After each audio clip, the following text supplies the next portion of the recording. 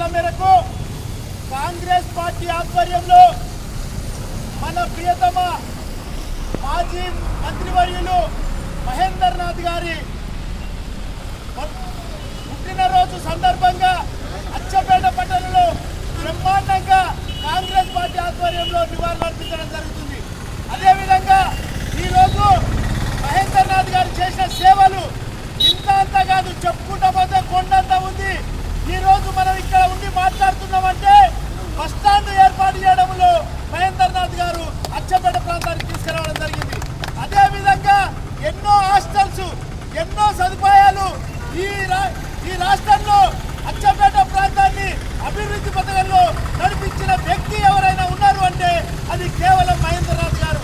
మహేందర్నాథ్ గారి అడుగుజాడల్లో నడుస్తున్నందుకు మనమందరం కూడా ఎంతో సంతోషపడుతున్నాం.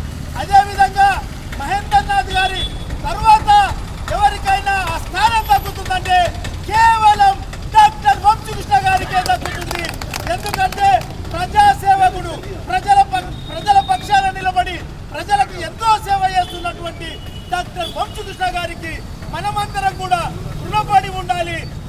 వారి అడుగుజాడల్లో మనం నడవాలని చెప్పి నిలబడుతూ ఈ అవకాశం ఇచ్చినటువంటి పెద్దలకందరూ కూడా